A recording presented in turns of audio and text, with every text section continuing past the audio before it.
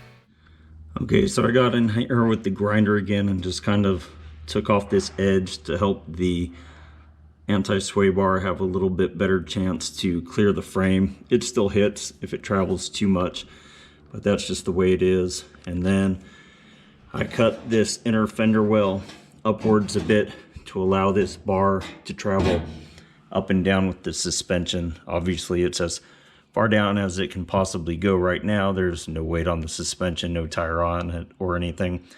And there's some clearance from the frame, but it will go up several inches. You can see the outer tie rod link, or whatever the heck this thing is, the sway bar end link, sits about 3/4 of the way out from the pivot point to the end of the ball joint. So this sway bar is going to travel about 3/4 as much as the actual suspension when the tire is traveling up and down. So we'll see if it has enough travel or not in the future.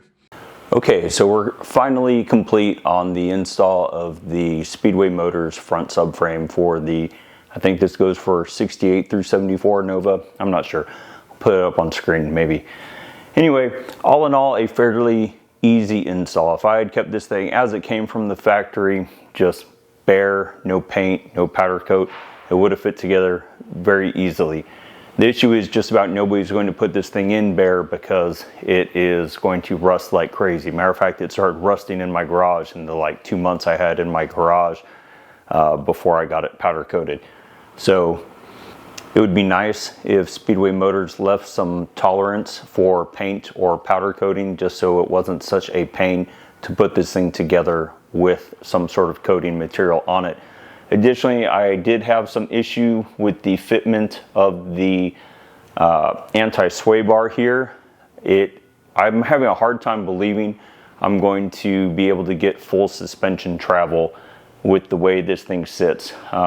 This end link only moves up and down about 3 or 4 inches, which means if my suspension, since it's about 3/4 of the way of the suspension travel, if my suspension travel is moving more than about 5, maybe 6 inches, I'm going to be running out of travel on the sway bar.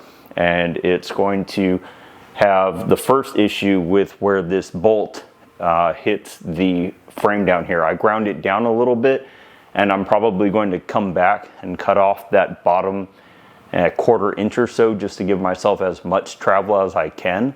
But it would have been nice if Speedway Motors had made that bolt a little bit shorter from the factory. All in all, it's a pretty decent kit for what you get, the amount of components you get, how well thought out it is, the quality of manufacturing.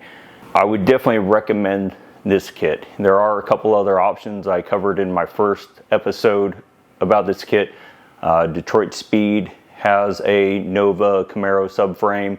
It's a lot more expensive than this. Probably is a little bit nicer, does come already assembled and powder coated, but instead of being, I think the Speedway Motors is about $4,200, $4,400 right now. The Detroit Speed one is somewhere around $9,500. So it's about 2.5 times as expensive. Is it 2.5 times more capable? I don't know. Does it add 2.5 times more value to your vehicle? Maybe, I don't know. Heights, I believe, also has a subframe kit. It's been a while since I looked. It's also more expensive, but also might be a little bit nicer. But in the end, this gets the job done. I'm sure it's a whole lot better than the original factory subframe. So if you're looking for something that's got a little bit of extra performance, a little bit less weight, a bit more capability, this thing's definitely got a better shock package, better springs. It has a sway bar, slightly less weight, more adjustability, and should end up being a pretty nice upgrade for a relatively affordable cost on this Nova. That's all I've got for now. Stay tuned. Got some more stuff coming.